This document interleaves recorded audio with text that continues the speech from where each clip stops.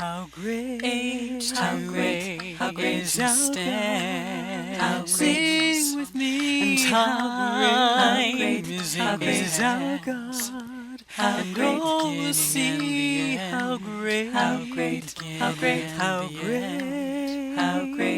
is our God. How great. This is RevMichelleHopkinsMann.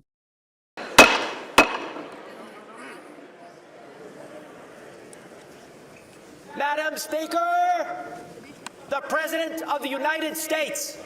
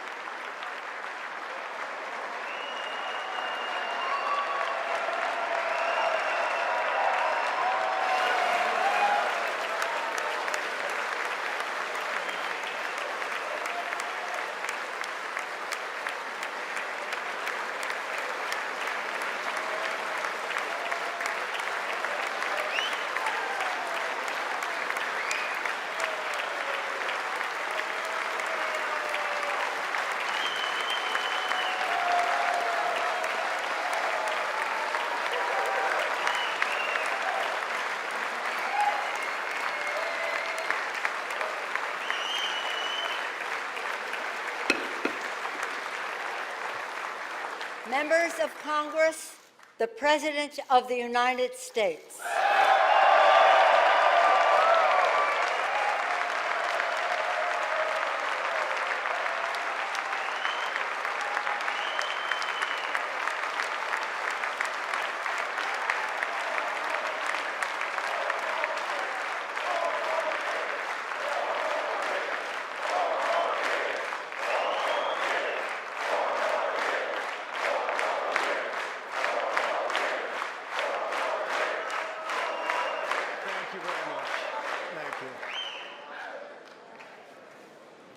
Thank you very much.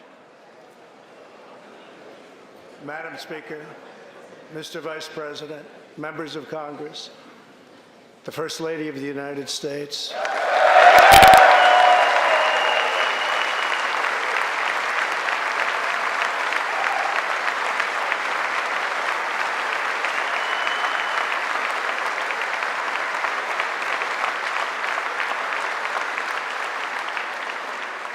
And my fellow citizens, 3 years ago, we launched the Great American Comeback. Tonight, I stand before you to share the incredible results Jobs are booming, incomes are soaring, poverty is plummeting, crime is falling, confidence is surging, and our country is thriving and highly respected again.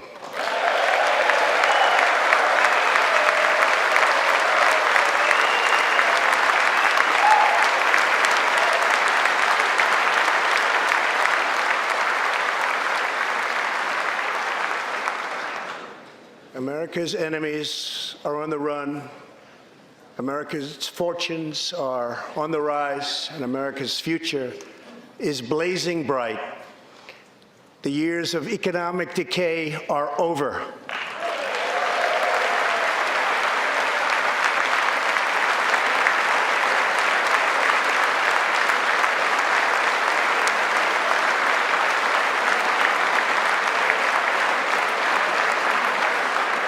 The days of our country being used, taken advantage of, and even scorned by other nations are long behind us.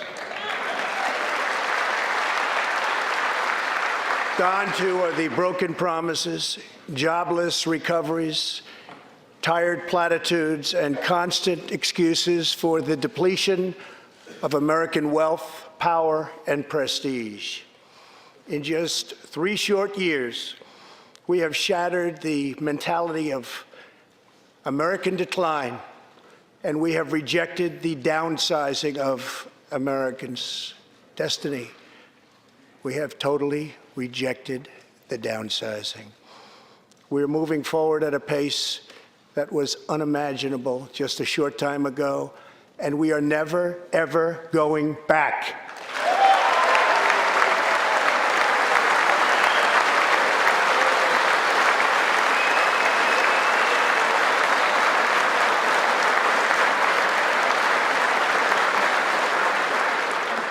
I am thrilled to report to you tonight that our economy is the best it has ever been. Our military is completely rebuilt, with its power being unmatched anywhere in the world, and it's not even close. Our borders are secure. Our families are flourishing. Our values are renewed. Our pride is restored. And for all of these reasons, I say to the people of our great country, and to the members of Congress, the state of our union is stronger than ever before.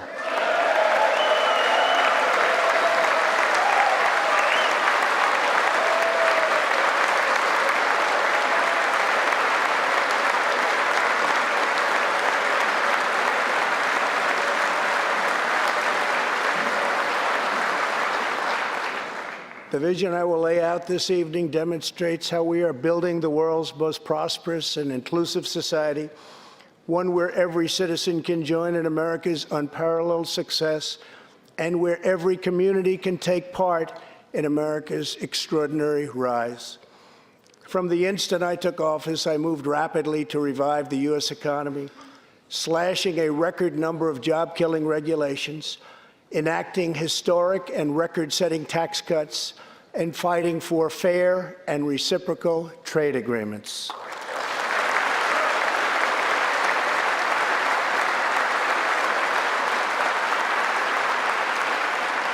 Our agenda is relentlessly pro-worker, pro-family, pro-growth, and most of all, pro-American.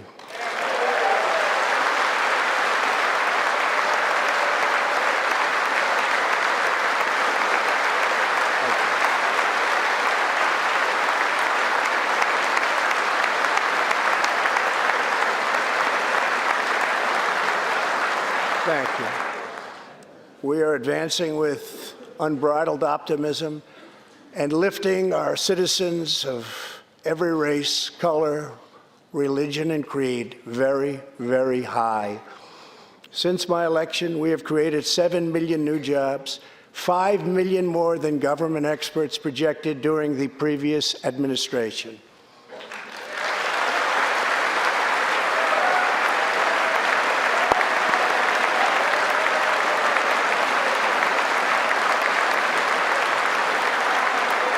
The unemployment rate is the lowest in over half a century. And very incredibly, the average unemployment rate under my administration is lower than any administration in the history of our country.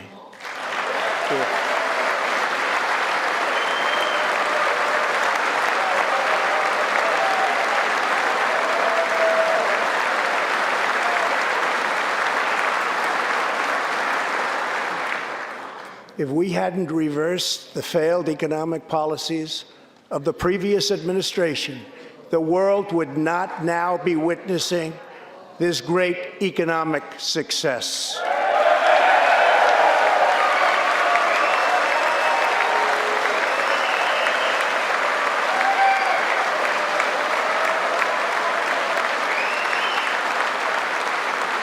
The unemployment rate for African Americans, Hispanic Americans, and Asian Americans has reached the lowest levels in history.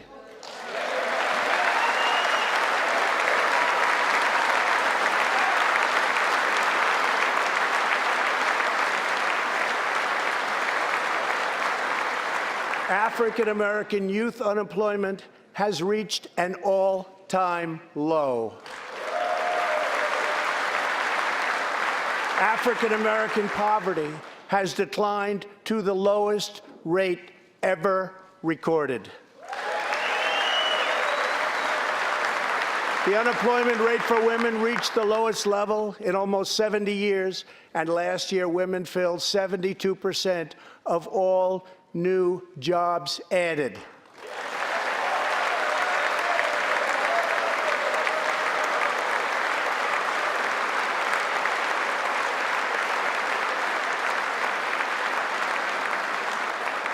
The veterans' unemployment rate dropped to a record low.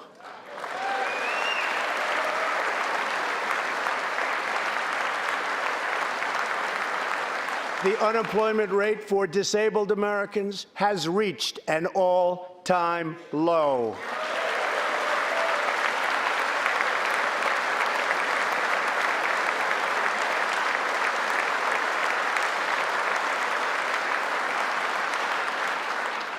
Workers without a high school diploma have achieved the lowest unemployment rate recorded in U.S. history.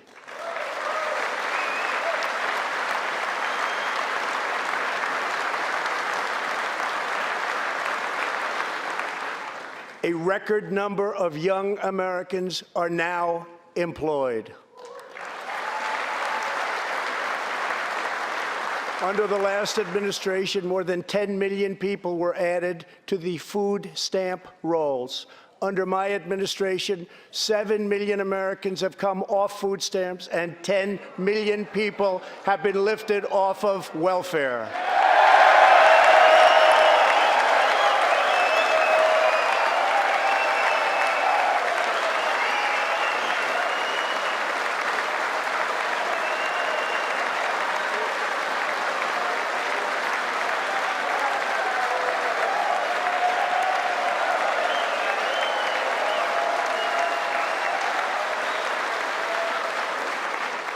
In 8 years under the last administration, over 300,000 working-age people dropped out of the workforce. In just 3 years of my administration, 3.5 million people, working-age people, have joined the workforce.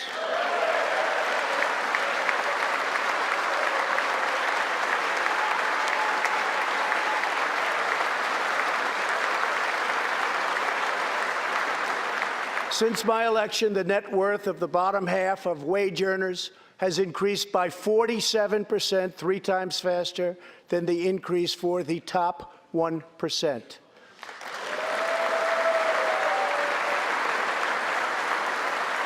After decades of flat and falling incomes, wages are rising fast, and wonderfully, they are rising fastest for low-income workers who have seen a 16% pay increase since my election.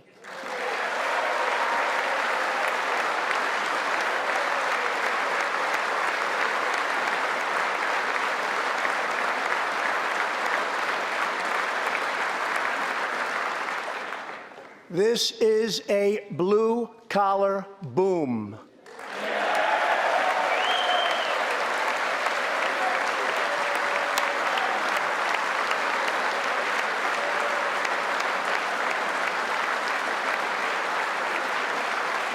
Real median household income is now at the highest level ever recorded.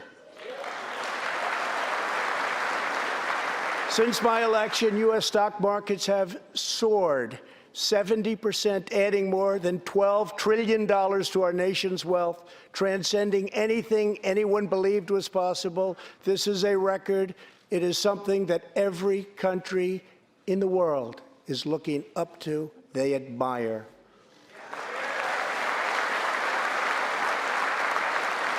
Consumer confidence has just reached amazing new highs. All of those millions of people with 401ks and pensions are doing far better than they have ever done before, with increases of 60, 70, 80, 90, and 100% and even more.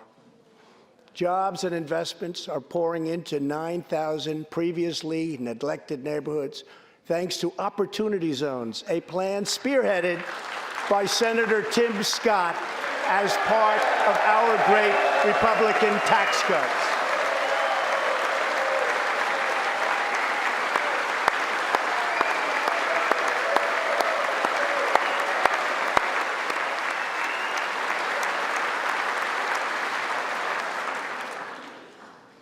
In other words, wealthy people and companies are pouring money into poor neighborhoods or areas that haven't seen investment in many decades, creating jobs, energy, and excitement.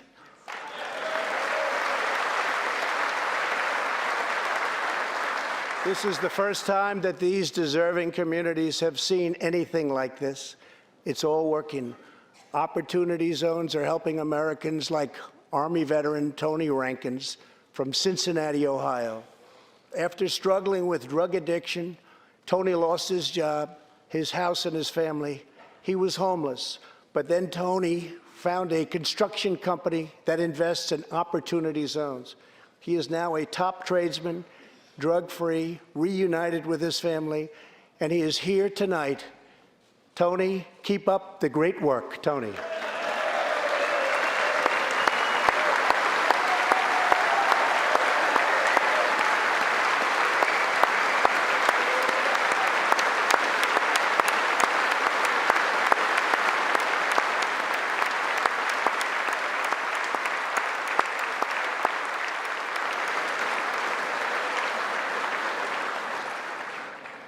Thank you, Tony.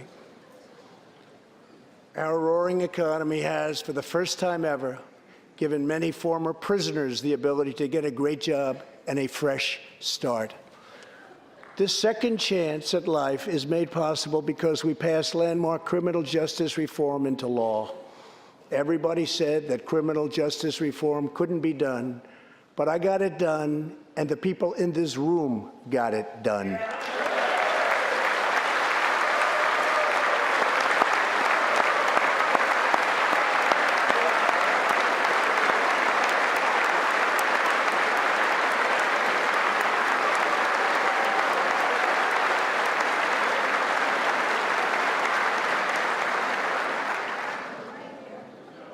Thanks to our bold regulatory reduction campaign, the United States has become the #1 producer of oil and natural gas anywhere in the world, by far.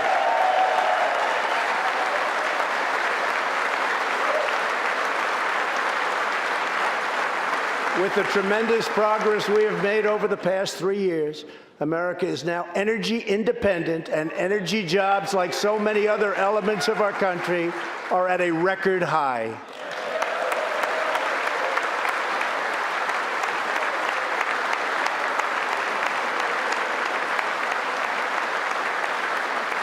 We are doing numbers that no one would have thought possible just 3 years ago. Likewise, we are restoring our nation's manufacturing might, even though predictions were, as you all know, that this could never, ever be done. After losing 60,000 factories under the previous two administrations, America has now gained 12,000 new factories under my administration, with thousands upon thousands of plants and factories being planned or being built.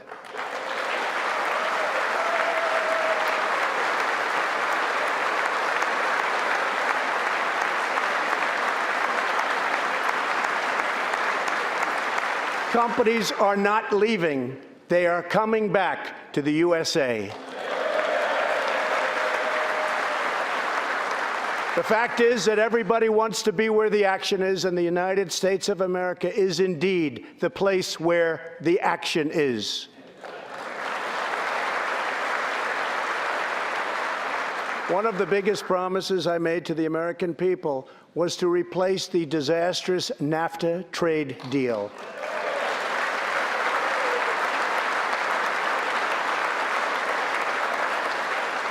In fact, unfair trade is perhaps the single biggest reason that I decided to run for president. Following NAFTA's adoption, our nation lost 1 in 4 manufacturing jobs. Many politicians came and went, pledging to change or replace NAFTA, only to do so, and then absolutely nothing happened. But unlike so many who came before me, I keep my promises. We did our job.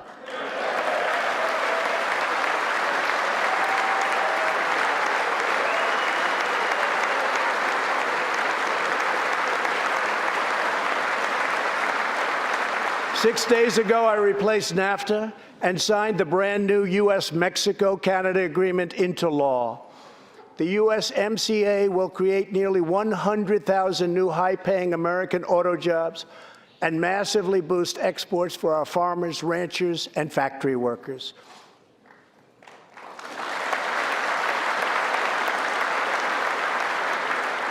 It will also bring trade with Mexico and Canada to a much higher level, but also to be a much greater degree of fairness and reciprocity. We will have that fairness and reciprocity, and I say that finally because it's been many, many years that we were treated fairly on trade.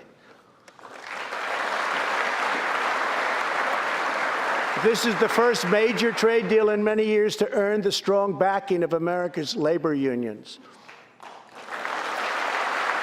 I also promised our citizens that I would impose tariffs to confront China's massive theft of America's jobs.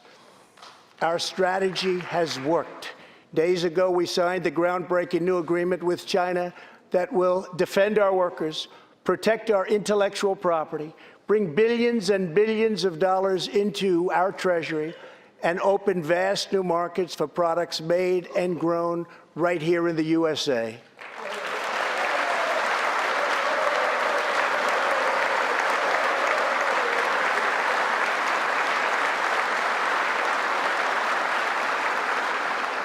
For decades, China has taken advantage of the United States. Now we have changed that. But at the same time, we have perhaps the best relationship we've ever had with China, including with President Xi. They respect what we've done because, quite frankly, they could never really believe that they were able to get away with what they were doing year after year, decade after decade, without someone in our country stepping up and saying, "That's enough."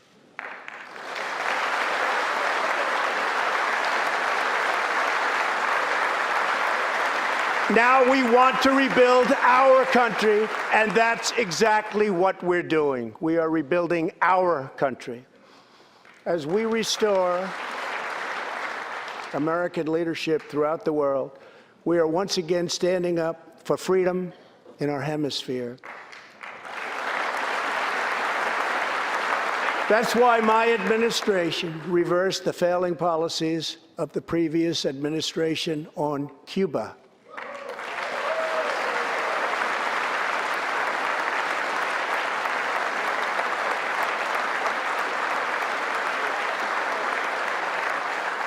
We are supporting the hopes of Cubans, Nicaraguans, and Venezuelans to restore democracy. The United States is leading a 59-nation diplomatic coalition against the socialist dictator of Venezuela, Nicolas Maduro.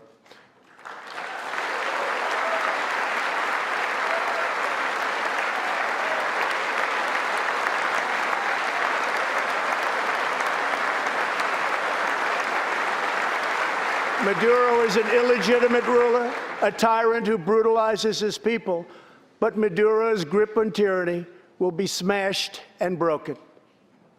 Here this evening is a very brave man who carries with him the hopes, dreams, and aspirations of all Venezuelans.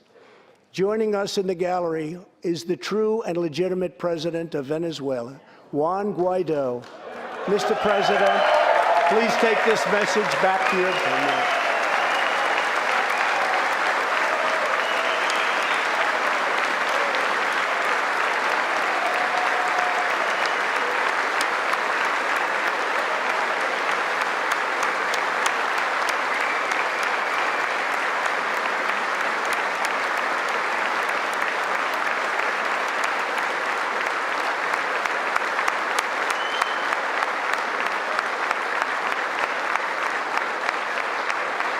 Thank you, Mr. President.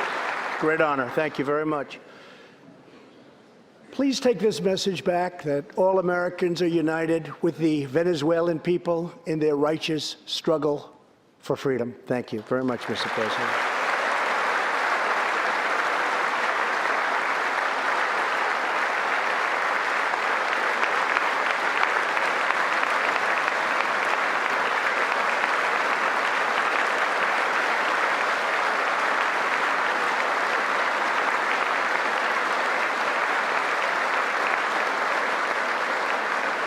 Thank you very much. Socialism destroys nations, but always remember, freedom unifies the soul.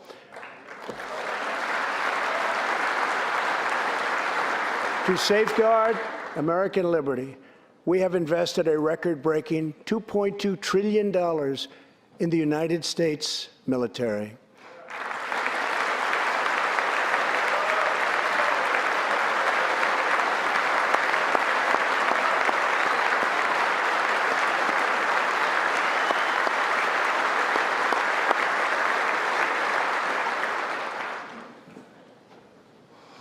We have purchased the finest planes, missiles, rockets, ships, and every other form of military equipment, and it's all made right here in the USA.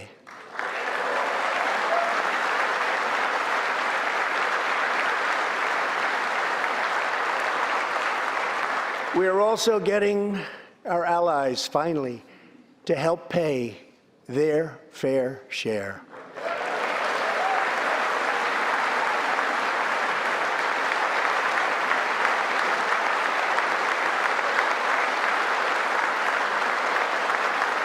I have raised contributions from other NATO members by more than $400 billion, and the number of allies meeting their minimum obligations has more than doubled. And just weeks ago, for the first time since President Truman established the Air Force, more than 70 years earlier, we created a brand new branch of the United States Armed Forces. It's called the Space Force. Very important.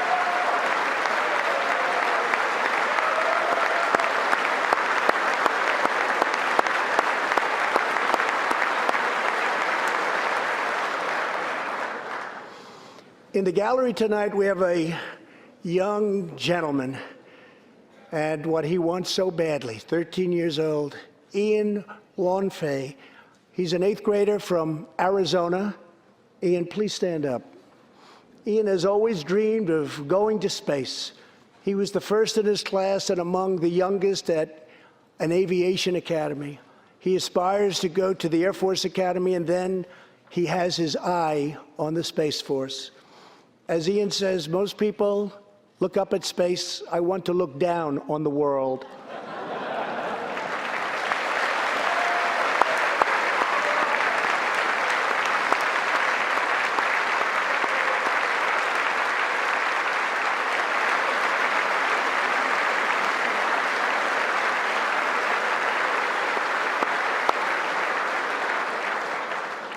But sitting behind Ian tonight is his greatest hero of them all. Charles McGee was born in Cleveland, Ohio, 1 century ago. Charles is one of the last surviving Tuskegee Airmen, the first black fighter pilots, and he also happens to be Ian's great-grandfather.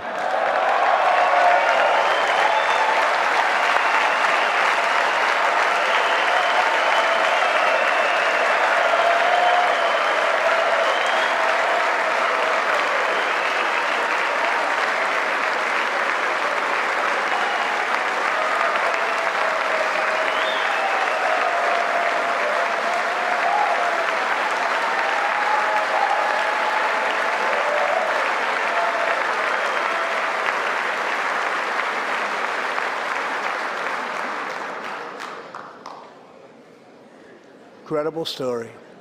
After more than 130 combat missions in World War II, he came back home to a country still struggling for civil rights and went on to serve America in Korea and Vietnam. On December 7th, Charles celebrated his 100th birthday.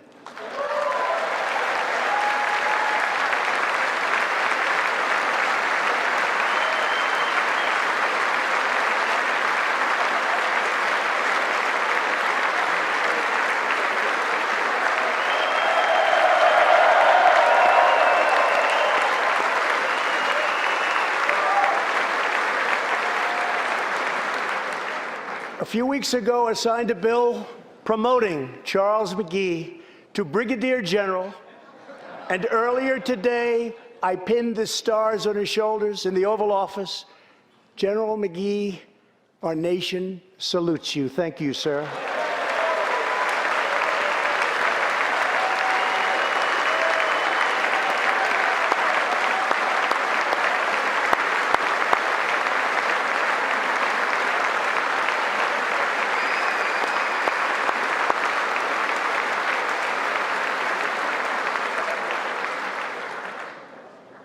From the Pilgrims to the founders, from the soldiers at Valley Forge to the marchers at Selma, and from President Lincoln to the Reverend Martin Luther King, Americans have always rejected limits on our children's future.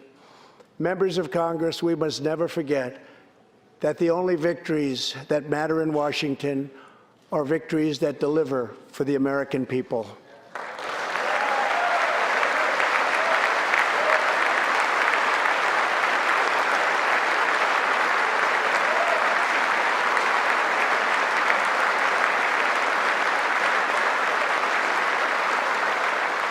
The people are the heart of our country. Their dreams are the soul of our country, and their love is what powers and sustains our country. We must always remember that our job is to put America first.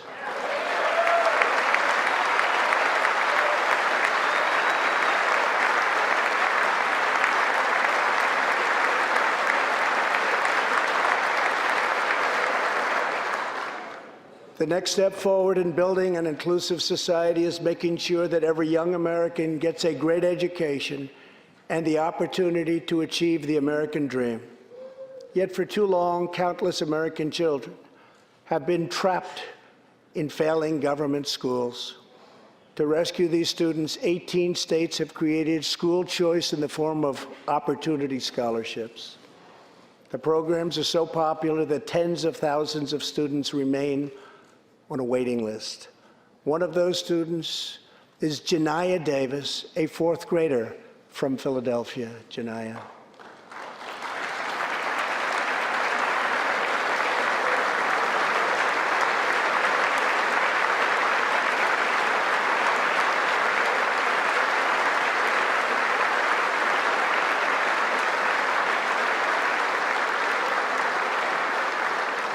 Janiyah's mom, Stephanie, is a single parent. She would do anything to give her daughter a better future. But last year, that future was put further out of reach when Pennsylvania's governor vetoed legislation to expand school choice to 50,000 children. Janiyah and Stephanie are in the gallery. Stephanie, thank you so much for being here with your beautiful daughter. Thank you very much.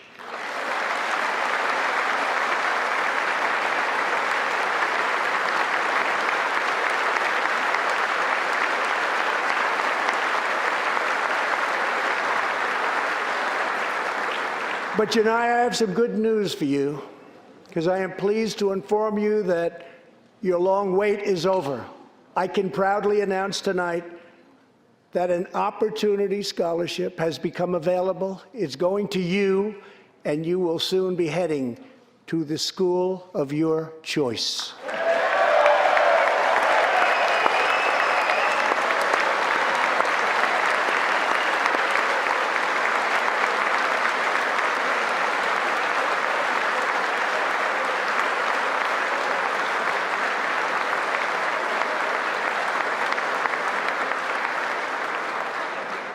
Now I call on Congress to give 1 million American children the same opportunity Janiyah has just received. Pass the Education Freedom Scholarships and Opportunities Act, because no parent should be forced to send their child to a failing government school.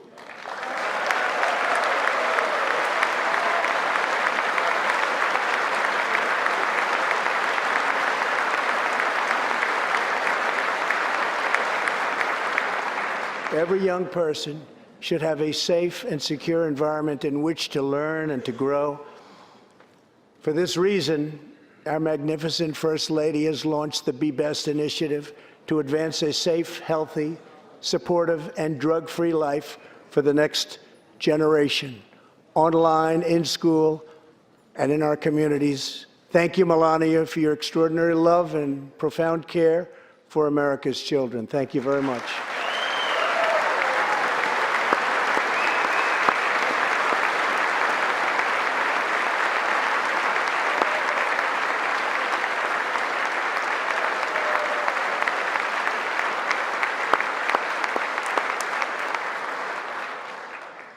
My administration is determined to give our citizens the opportunities they need, regardless of age or background. Through our pledge to American workers, over 400 companies will also provide new jobs and education opportunities to almost 15 million Americans. My budget also contains an exciting vision for our nation's high schools. Tonight, I ask Congress to support our students and back my plan to offer vocational and technical education in every single high school in America.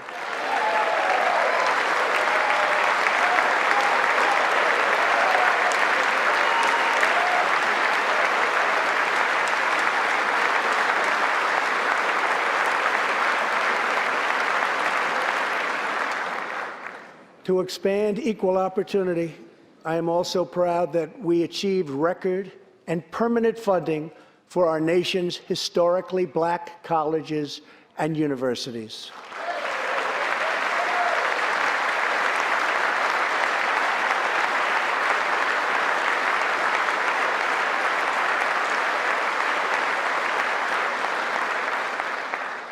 A good life for American families also requires the most affordable, innovative, and high-quality health care system on earth. Before I took office, health insurance premiums had more than doubled in just 5 years. I moved quickly to provide affordable alternatives. Our new plans are up to 60% less expensive and better.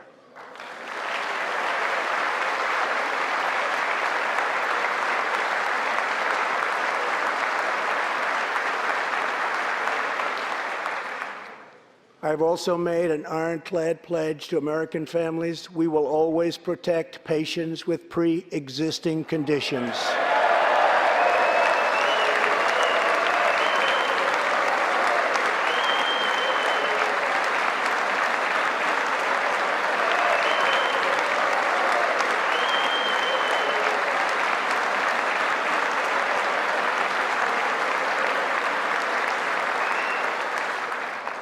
And we will always protect your Medicare, and we will always protect your Social Security, always.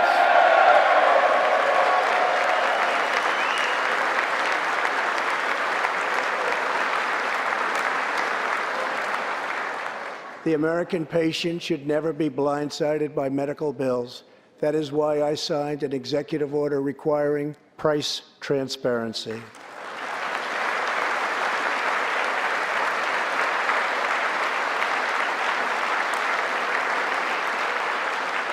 Many experts believe that transparency, which will go into full effect at the beginning of next year, will be even bigger than health care reform. It will save families massive amounts of money for substantially better care.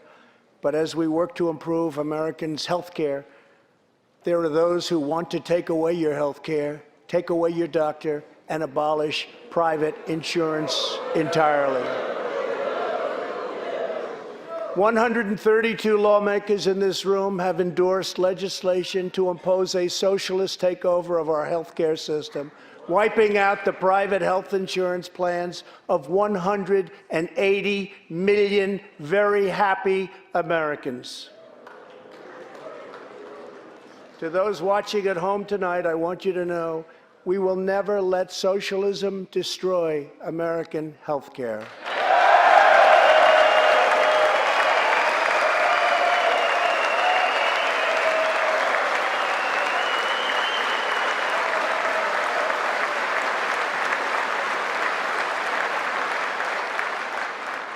Over 130 legislators in this chamber have endorsed legislation that would bankrupt our nation by providing free taxpayer-funded health care to millions of illegal aliens, forcing taxpayers to subsidize free care for anyone in the world who unlawfully crosses our borders. These proposals would raid the Medicare benefits of our seniors and that our seniors depend on, while acting as a powerful lure for illegal immigration. That is what is happening in California and other states. Their systems are totally out of control, costing taxpayers vast and unaffordable amounts of money. If forcing American taxpayers to provide unlimited free health care to illegal aliens sounds fair to you, then stand with the radical left. But if you believe that we should defend American patients and American seniors, then stand with me and pass legislation to prohibit free government health care for illegal aliens.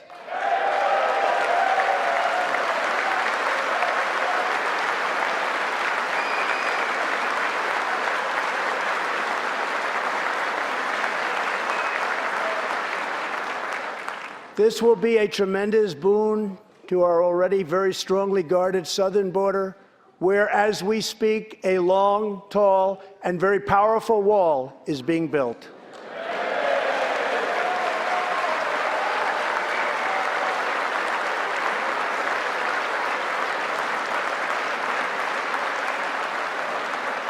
We have now completed over 100 miles and have over 500 miles fully completed in a very short period of time. Early next year, we will have substantially more than 500 miles completed. My administration is also taking on the big pharmaceutical companies. We have approved a record number of affordable generic drugs, and medicines are being approved by the FDA at a faster clip than ever before.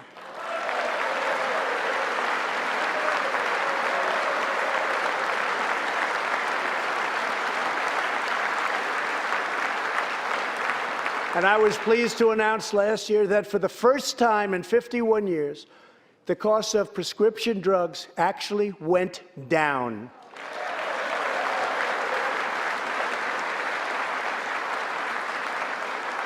And working together, Congress can reduce drug prices substantially from current levels. I've been speaking to Senator Chuck Grassley of Iowa and others in Congress in order to get something on drug pricing done, and done quickly and properly. I'm calling for bipartisan legislation that achieves the goal of dramatically lowering prescription drug prices. Get a bill on my desk and I will sign it into law immediately.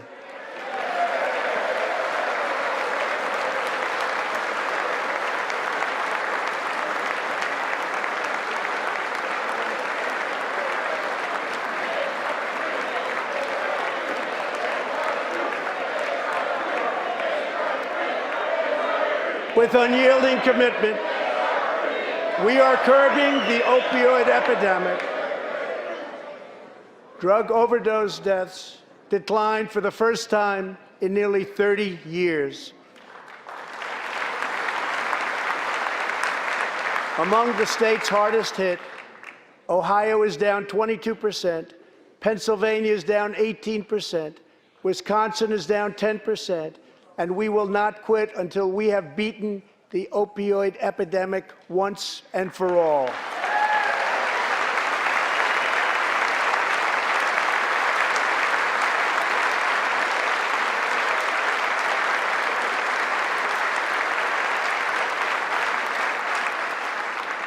Protecting Americans' health also means fighting infectious diseases.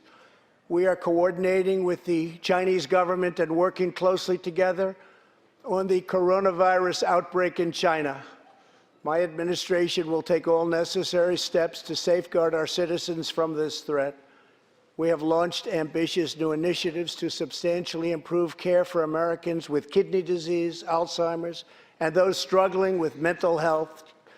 And because Congress was so good as to fund my request, new cures for childhood cancer, and we will eradicate the AIDS epidemic in America by the end of this decade.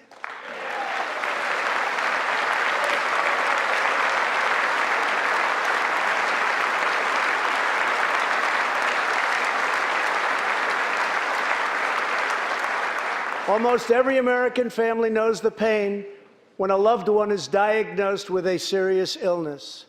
Here tonight is a special man, beloved by millions of Americans, who just received a stage 4 advanced cancer diagnosis. This is not good news, but what is good news is that he is the greatest fighter and winner that you will ever meet. Rush Limbaugh, thank you for your decades of tireless devotion to our country.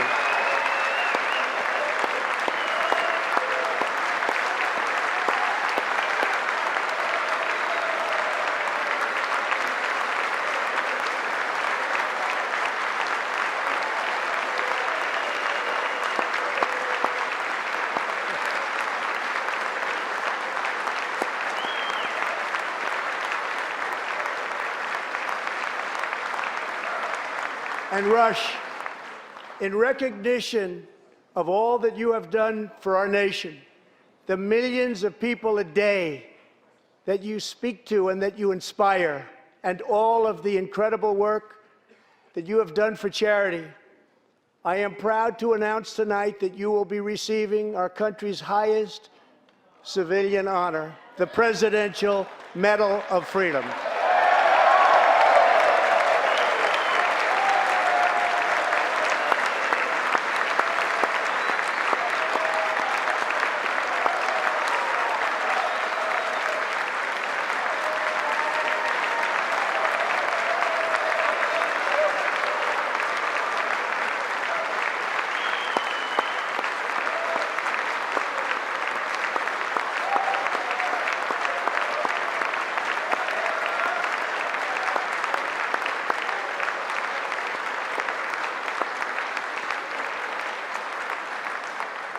I will now ask the First Lady of the United States to present you with the honor, please.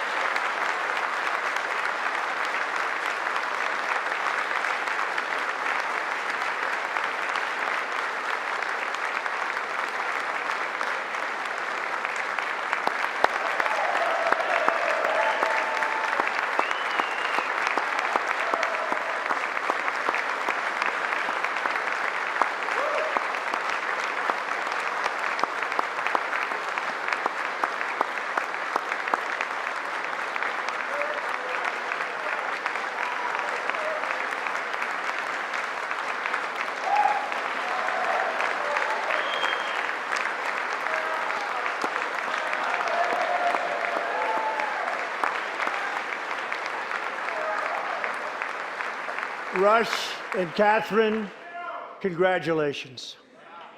Thank you, Catherine. As we pray for all who are sick, we know that America is constantly achieving new medical breakthroughs. In 2017, doctors at St. Luke's Hospital in Kansas City delivered one of the earliest premature babies ever to survive. Born at just 21 weeks and 6 days and weighing less than a pound, Ellie Schneider was a born fighter. Through the skill of her doctors and the prayers of her parents, little Ellie kept on winning the battle of life. Today, Ellie is a strong, healthy 2-year-old girl sitting with her amazing mother, Robin. In the gallery, Ellie and Robin, we are glad to have you with us tonight.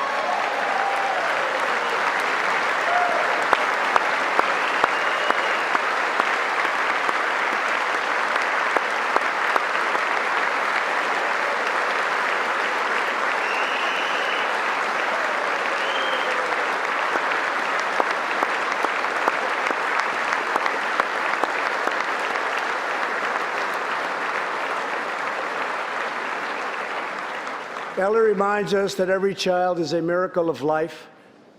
And thanks to modern medical wonders, 50% of very premature babies delivered at the hospital where Ellie was born now survive. It's an incredible thing. Thank you very much. Our goal should be to ensure that every baby has the best chance to thrive and grow just like Ellie. That is why I'm asking Congress to provide an additional $50 million to fund neonatal research for America's youngest patients.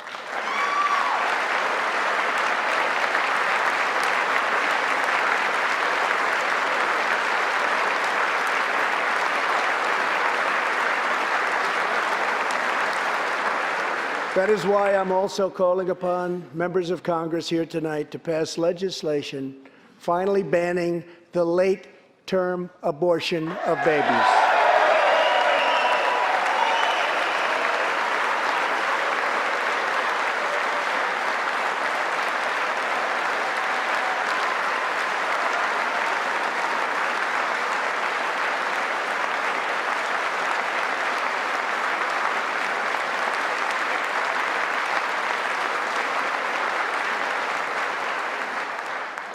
Whether we are Republican, Democrat, or Independent, surely we must all agree that every human life is a sacred gift from God.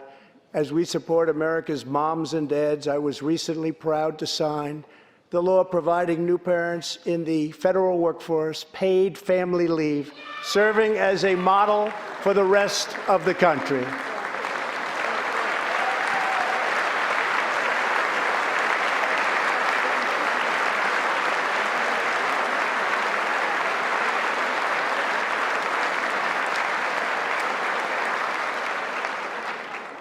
Now I call on Congress to pass the bipartisan Advancing Support for Working Families Act, extending family leave to mothers and fathers all across our nation.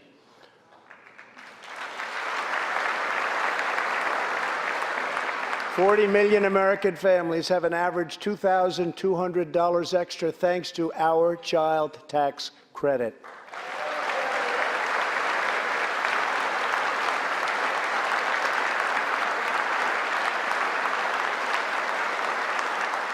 I've also overseen historic funding increases for high-quality child care, enabling 17 states to help more children, many of which have reduced or eliminated their wait lists altogether. And I sent Congress a plan with a vision to further expand access to high-quality child care and urge you to act immediately. To protect the environment, days ago I announced that the United States will join the 1 Trillion Trees Initiative, an ambitious effort to bring together government and private sector to plant new trees in America and all around the world.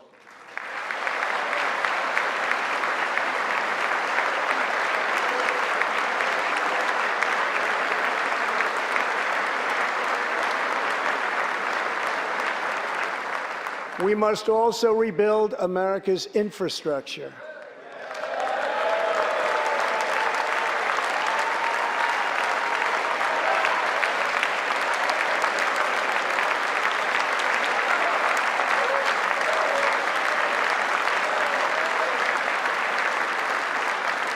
I ask you to pass Senator John Barrasso's highway bill to invest in new roads, bridges, and tunnels all across our land.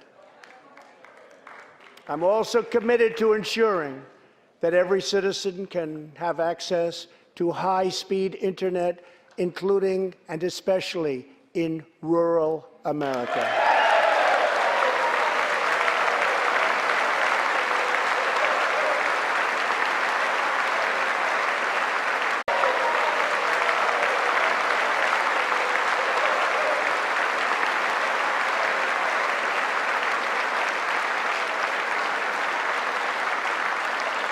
A better tomorrow for all Americans also requires us to keep America safe.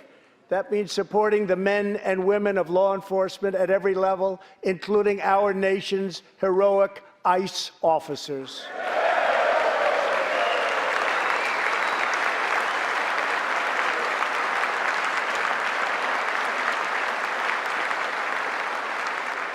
Last year, our brave ICE officers arrested more than 120,000 criminal aliens charged with nearly 10,000 burglaries, 5,000 sexual assaults, 45,000 violent assaults, and 2,000 murders.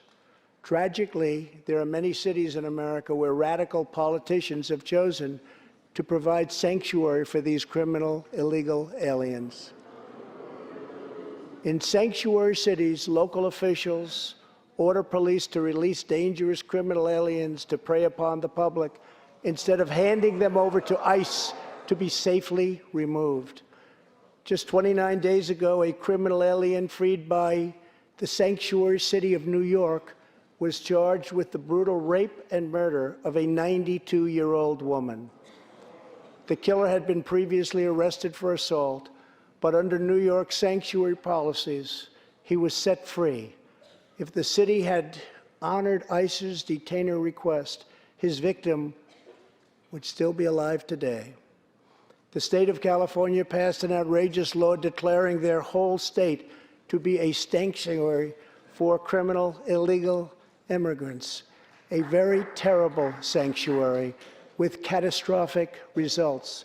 Here is just one tragic example. In December 2018, California police detained an illegal alien with 5 prior arrests, including convictions for robbery and assault.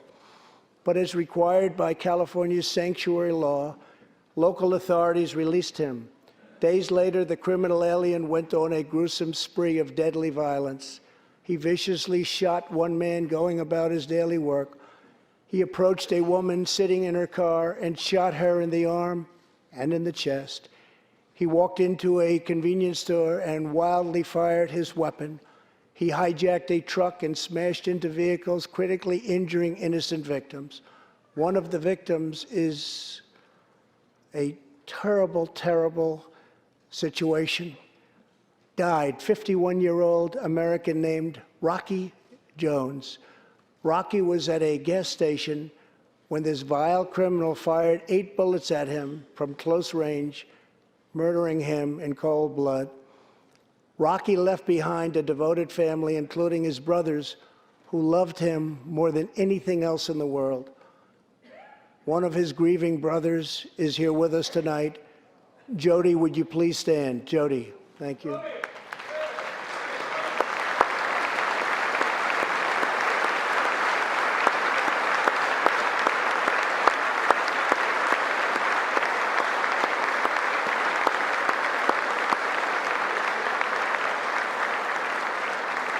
Jody, our hearts weep for your loss, and we will not rest until you have justice. Senator Tom Tillis has introduced legislation to allow Americans like Jody to sue sanctuary cities and states when a loved one is hurt or killed as a result of these deadly practices.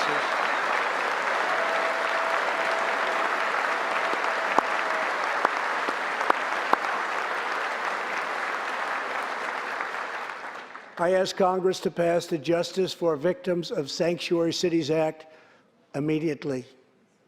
The United States of America should be a sanctuary for law-abiding Americans, not criminal aliens.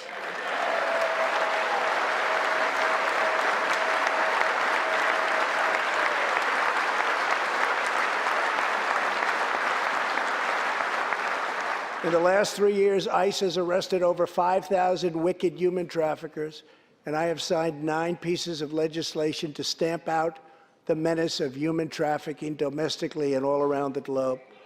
My administration has undertaken an unprecedented effort to secure the southern border of the United States.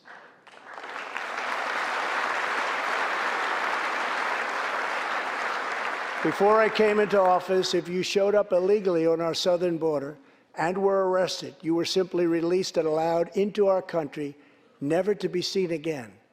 My administration has ended catch and release.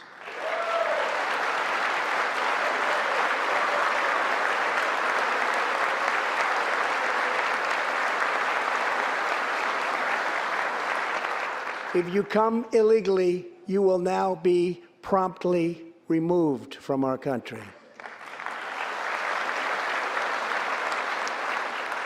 Very importantly, we entered into historic cooperation agreements with the governments of Mexico, Honduras, El Salvador, and Guatemala. As a result of our unprecedented efforts, illegal crossings are down 75% since May, dropping 8 straight months in a row.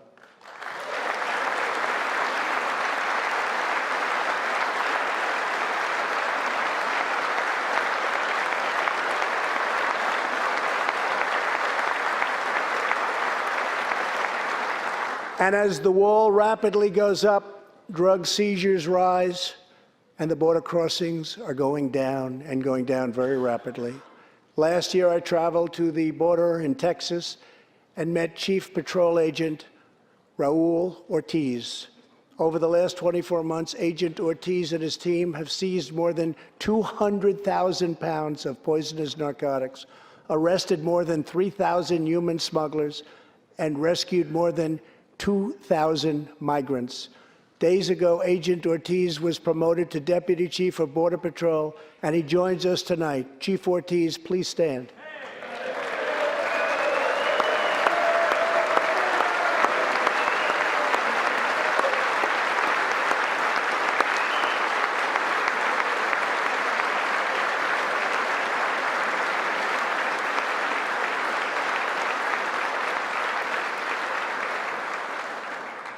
A grateful nation thanks you and all of the heroes of Border Patrol and ICE. Thank you very much.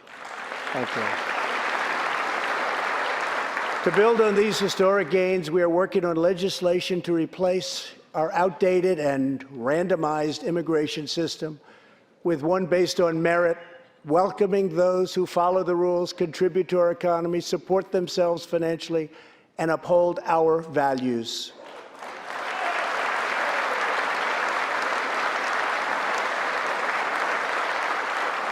With every action, my administration is restoring the rule of law and reasserting the culture of American freedom.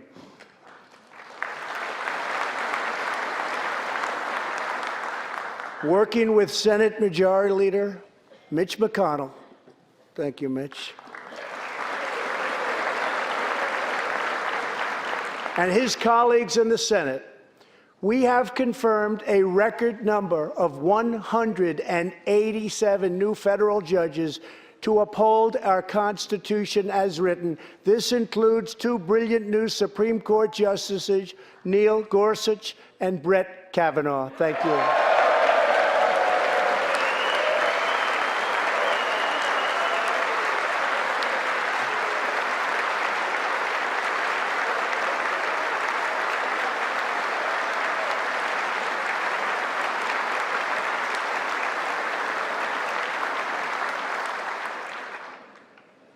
And we have many in the pipeline.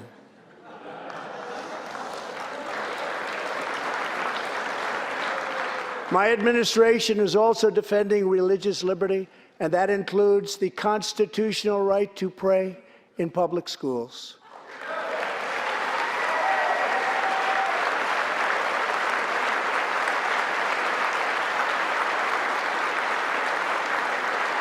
In America, we don't punish prayer. We don't tear down crosses. We don't ban symbols of faith. We don't muzzle preachers and pastors. In America, we celebrate faith. We cherish religion. We lift our voices in prayer, and we raise our sights to the glory of God. Just as we believe in the First Amendment, we also believe in another constitutional right that is under siege all across our country. So long as I am president, I will always protect your Second Amendment right to keep and bear arms.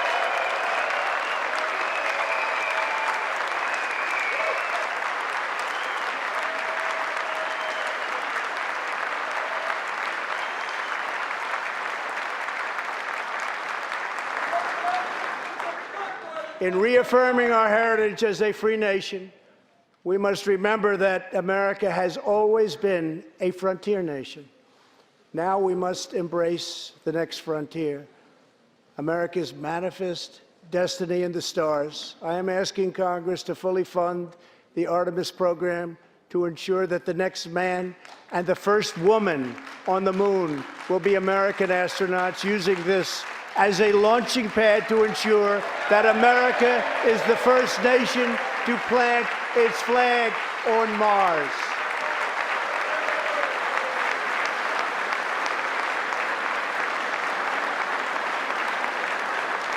My administration is also strongly defending our national security and combating radical Islamic terrorism.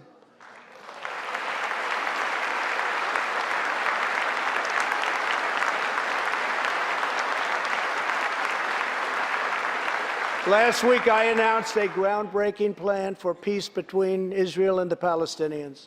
Recognizing that all past attempts have failed, we must be determined and creative in order to stabilize the region and give millions of young people the chance to realize a better future. 3 years ago, the barbarians of ISIS held over 20,000 square miles of territory in Iraq and Syria. Today, the ISIS territorial caliphate has been 100% destroyed, and the founder and leader of ISIS, the bloodthirsty killer known as al-Baghdadi, is dead.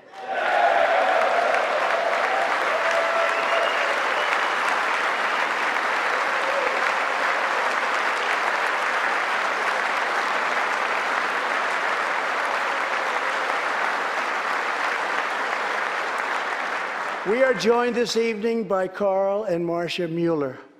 After graduating from college, their beautiful daughter, Carla, became a humanitarian aid worker. She once wrote, "Some people find God in church, some people find God in nature, some people find God in love. I find God in suffering. I've known for some time what my life's work is, using my hands as tools to relieve suffering." In 2013, while caring for suffering civilians in Syria, Kayla was kidnapped, tortured, and enslaved by ISIS and kept as a prisoner of al-Baghdadi himself. After more than 500 horrifying days of captivity, al-Baghdadi murdered young, beautiful Kayla. She was just 26 years old.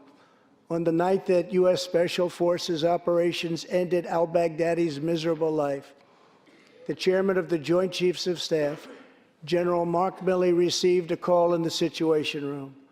He was told that the brave men of the elite Special Forces team that so perfectly carried out the operation had given their mission a name, Task Force 814. It was a reference to a special day, August 14th, Kayla's birthday. Carl and Marcia, America's warriors, never forgot Kayla, and neither will we. Thank you.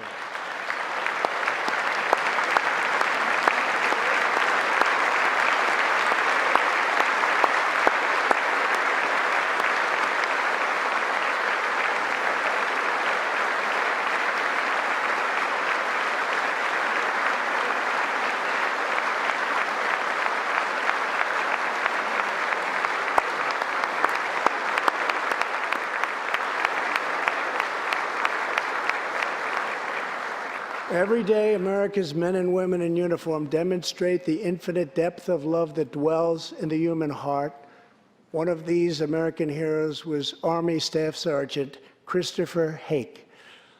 On his second deployment to Iraq in 2008, Sergeant Hake wrote a letter to his one-year-old son, Gage. "I will be with you again," he wrote to Gage. "I will teach you to ride your first bike, build your first sandbox, watch you play sports, and see you have kids also. I love you, son. Take care of your mother. I am always with you, Daddy." On Easter Sunday of 2008, Chris was out on patrol in Baghdad when his Bradley fighting vehicle was hit by a roadside bomb. That night, he made the ultimate sacrifice for our country. Sergeant Hake now rests in eternal glory in Arlington, and his wife, Kelly, is in the gallery tonight, joined by their son, who is now a 13-year-old and doing very, very well. To Kelly and Gage, Chris will live in our hearts forever. He is looking down on you now. Thank you.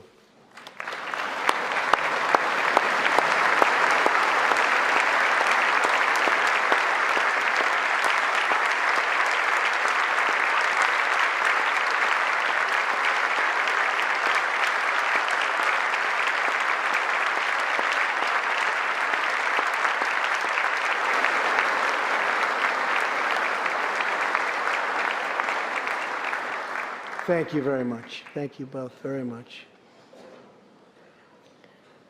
The terrorist responsible for killing Sergeant Hake was Qasem Soleimani, who provided the deadly roadside bomb that took Chris's life. Soleimani was the Iranian regime's most ruthless butcher, a monster who murdered or wounded thousands of American service members in Iraq.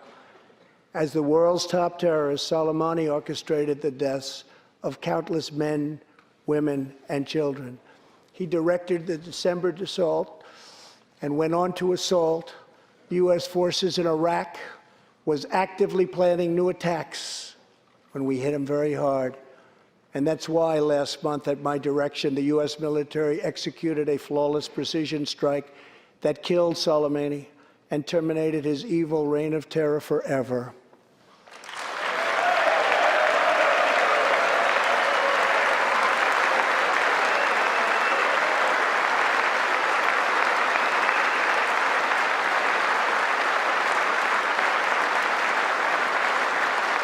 Our message to the terrorists is clear. You will never escape American justice. If you attack our citizens, you forfeit your life.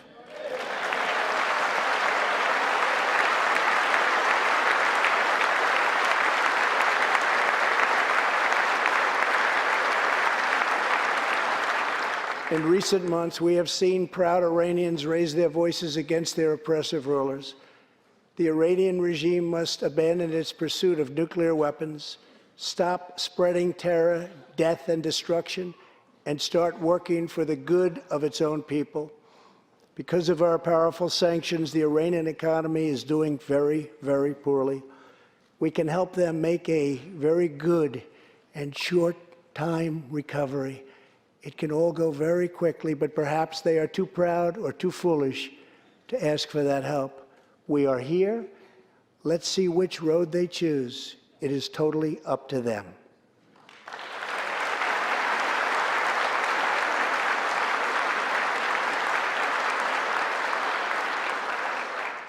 As we defend American lives, we are working to end America's wars in the Middle East. In Afghanistan, the determination and valor of our warfighters has allowed us to make tremendous progress, and peace talks are now underway. I am not looking to kill hundreds of thousands of people in Afghanistan, many of them totally innocent. It is also not our function to serve other nations as law enforcement agencies. These are warfighters that we have, the best in the world, and they either want to fight to win or not fight at all. We are working to finally end America's longest war and bring our troops back home.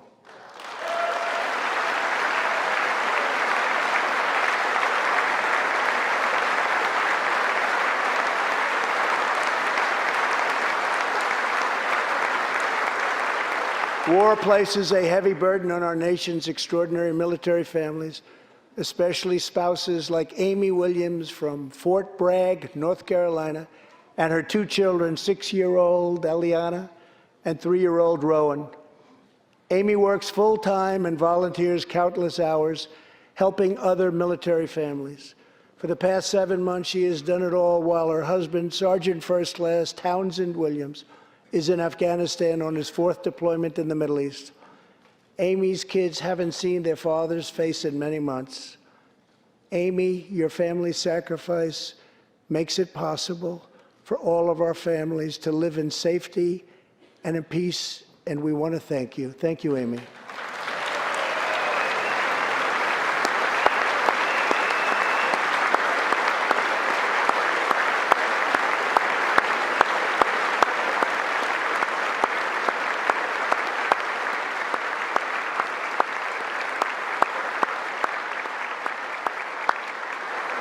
But Amy, there is one more thing. Tonight we have a very special surprise.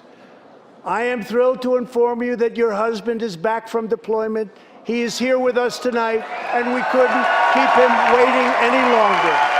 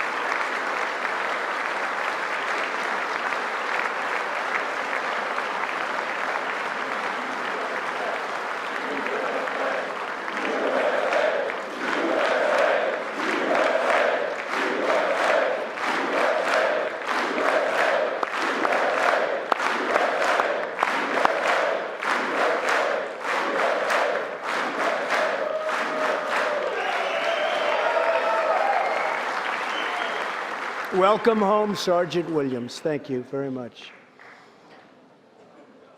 As the world bears witness tonight, America is a land of heroes. This is a place where greatness is born, where destinies are forged, and where legends come to life. This is the home of Thomas Edison and Teddy Roosevelt, of many great generals, including Washington, Pershing, Patton, and MacArthur. This is the home of Abraham Lincoln, Frederick Douglass, Amelia Earhart, Harriet Tubman, the Wright brothers, Neil Armstrong, and so many more. This is the country where children learn names like Wyatt Earp, Davy Crockett, and Annie Oakley. This is the place where the Pilgrims landed at Plymouth and where Texas Patriots made their last stand at the Alamo.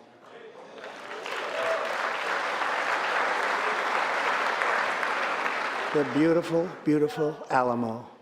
The American nation was carved out of the vast frontier by the toughest, strongest, fiercest, and most determined men and women ever to walk on the face of the earth. Our ancestors braved the unknown, tamed the wilderness, settled the Wild West, lifted millions from poverty, disease, and hunger, vanquished tyranny and fascism, ushered the world to new heights of science and medicine, laid down the railroads, dug out the canals, raised up the skyscrapers, and ladies and gentlemen, our ancestors built the most exceptional republic ever to exist in all of human history, and we are making it greater than ever before.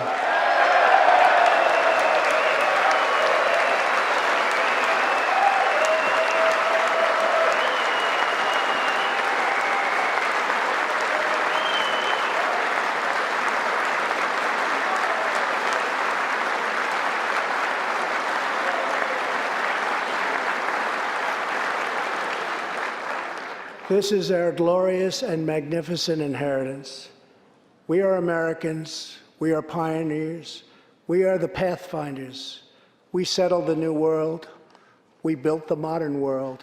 And we change history forever by embracing the eternal truth that everyone is made equal by the hand of Almighty God.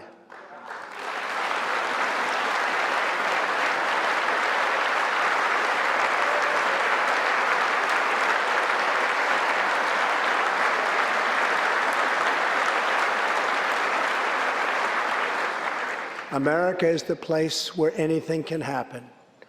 America is the place where anyone can rise.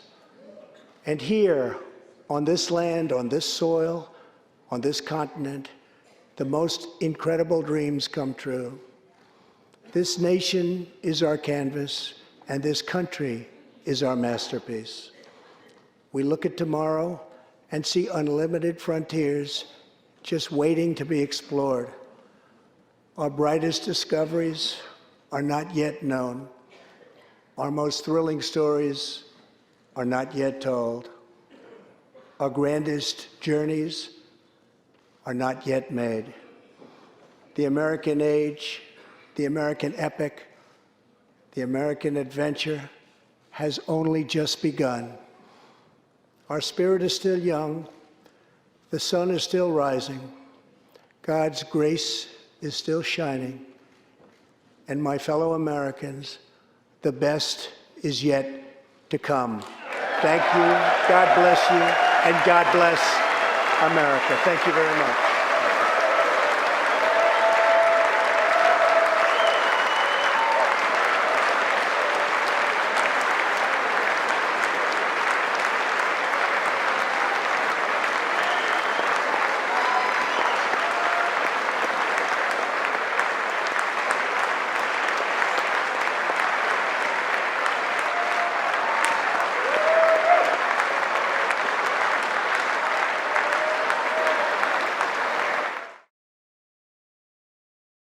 This is RevMichelleHopkinsMann.